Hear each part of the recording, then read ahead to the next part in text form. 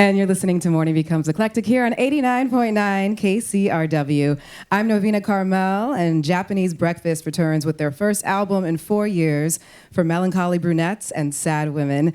It's their first since the breakthrough smash Jubilee and Michelle Zauner's debut memoir, Crying in H Mart.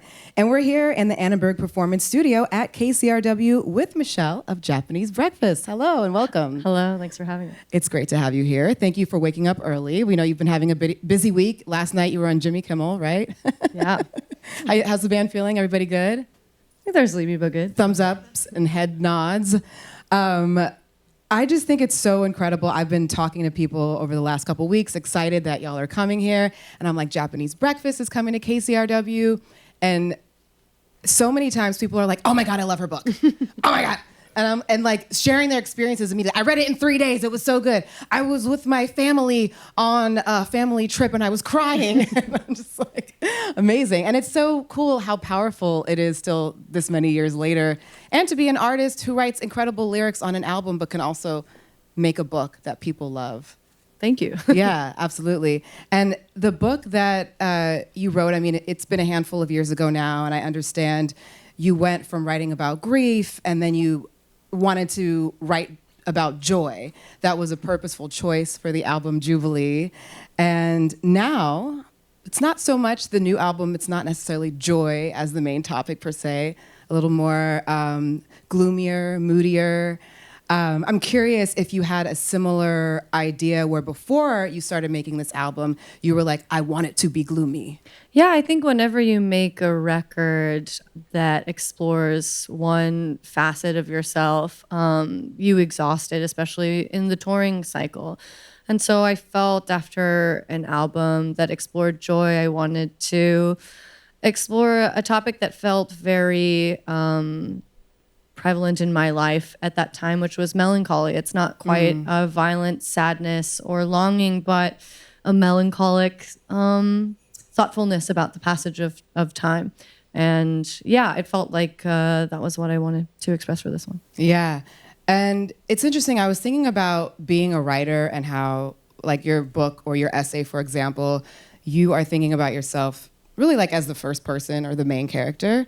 And I'm curious, in the album, do you see yourself in the same way, or are you the storyteller, or maybe like the Greek chorus about what's happening? I think it changes from song to song. I've always really enjoyed that element of songwriting that you can kind of float seamlessly through fiction and nonfiction. And a lot of the songs, even from my old band, Little Big League days, I was really interested in writing from perspectives that I had trouble understanding, or the kind of villainy of certain people that I wanted to get closer to and embody, to try to figure out where that perspective was coming from. So I think a lot of these songs are from fictional perspectives, but also there are songs that are very personal to me. So that's interesting. You write a song and it helps you better understand a certain type of person. Yeah, so for instance, on Savage Good Boy, a song that was on our last record, it was from the perspective of a billionaire coaxing a young woman to live with him in his bunker while the world burns. And I think it was a way, obviously I don't really relate to that perspective, you don't but say. I think that it was interesting to explore that kind of topic through that perspective. And similarly, Mega Circuit is about kind of community of young boys that feel sort of politically isolated and trying to understand where we go wrong in boyhood for people to end up that way. So yeah, I think all of the songs are kind of from different perspectives in that way, and I enjoy kind of flexing into those. That's really cool. Also, a character that you have, an actual character on the album, Jeff Bridges. Oh, yes, yeah. Which I didn't realize until this year, that Jeff Bridges is a musician. And he has an album that came out recently, but it was like all from music from the 70s that was unearthed from him and his friends. And then he appeared on your album. I was like, oh my God, Jeff Bridges is everywhere. He's like the hottest new musician, right? But it's interesting to have just him. He's the one feature on your album. How did that He's our first feature ever. Yeah. How did that come about? Yeah, I mean, I worked on the record with Blake Mills, and I knew very early on that song Men in Bars was kind of my take on the Kenny Rogers song Ruby, Don't Take Your Love to Town. It's a murder ballad about two people in a relationship, and the guy ends up getting jealous and going to the bar where the girl's been flirting. And so I knew that I wanted this kind of low register male vocal to be my counterpart, someone that had a lot of character in his voice. And Blake and I went back and forth pretty much the entire time we were recording the album of who this feature could be. Oh, wow. And towards the end of the recording process, he was like, what about Jeff Bridges? Oh, my gosh. And I was like, the actor? And yeah, he played me a song of his called Nothing Yet, I think. And his voice was so beautiful, and he was just down. He just is a music lover and was happy to be a part of it. So that is so cool. How fun. On your previous album, Jubilee, you've referenced that one of Bjork's albums was like a big inspiration for that one. Were there any albums that inspired the current album?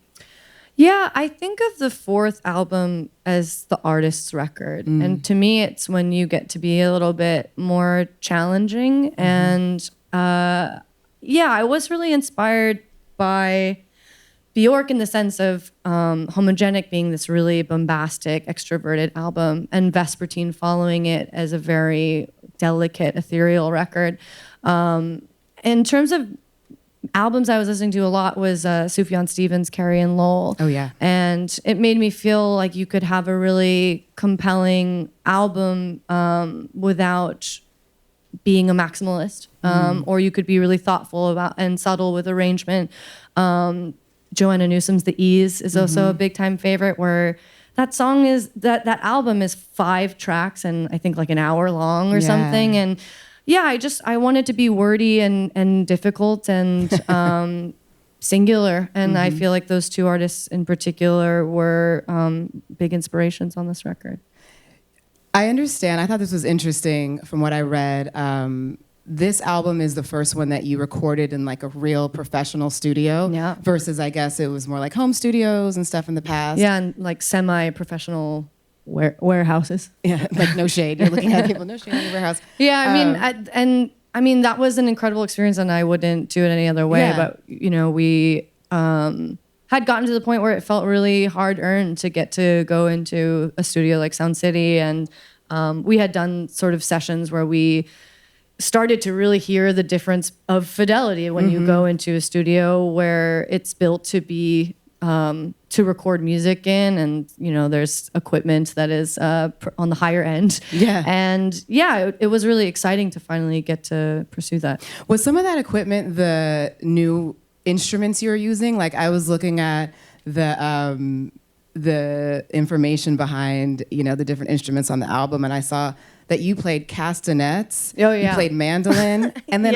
this instrument called like gamelan. Yeah, I think that's like I mean, I don't even remember what that is, honestly. But there's some really amazing stuff in Sound City. There's also a celeste. I mean, there's a bunch of stuff that we So they were just kind of around and then you gravitate towards them? Yeah, it's actually just a huge, the Studio A is just like a big open room and all of this stuff is kind of laid out. And yeah, it was a fun experience. Do you feel like the studio that we're talking about is in Los Angeles? Yeah. Do you feel like Los Angeles became a character at all? 100%. Yeah.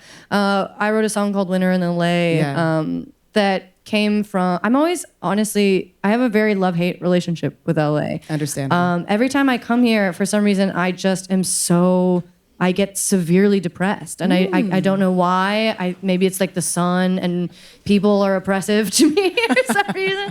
I think I've never been an easyggoing person. So I've always felt kind of out of place here.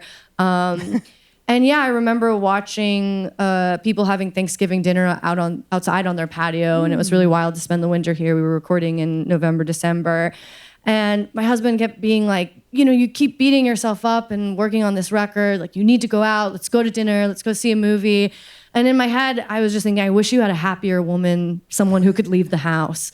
And that defines me to a T as a person. Yeah. And, it started as kind of like a diss track for LA, I guess, of just like, and I hate this. It was like that Chloe Sevigny video where she's just like, and it's too dry, and the produce is too fresh. And then I had this moment where I was like, no one wants to hear a song like that. Yeah. And maybe the problem is you. Because I was thinking about all these amazing songwriters like Tom Petty and Neil Young and Stevie Nicks and Joni Mitchell who've had these really intellectual, fruitful years in LA.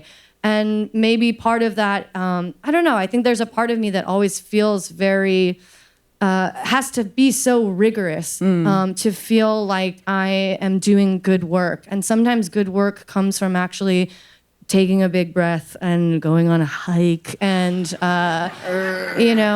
a smoothie and relaxing. Smoothie. So yeah, I think that that very much became a character. I feel the nourishment of the vitamins. How terrible. You also spent a lot of time living in Korea, right? I did. I don't know if you're still living there. You were doing like a year. I was there last year. Okay, yeah. last year. I came back in late December. How did that feel to your spirit? Better than LA? It cleared my skin, healed my microbiome. Yeah. It did wonders for my mental and physical health. It was a really much needed, like, stimulating time for me, and I can't wait to. My second book is going to be about writing about that experience of living abroad for a year and studying the language and the humbling experience of being in your 30s and going to language school with a bunch of K-pop fans. That sounds fun, actually. I want to try that. It was. Well, you are here now with us back in LA, hopefully feeling good. But also, I am feeling good if in you're LA, feeling melancholy, that works for the music too, right? It's true. And back at Coachella this weekend, we thank you so much for stopping by at KCRW in the midst of the Melancholy tour. That's what it's called. And it's going on now through September. And I think we should get into some music. What do you say? Sounds great. Thank you so much. Japanese Breakfast here on Morning Becomes Eclectic. It's KCRW. Thanks.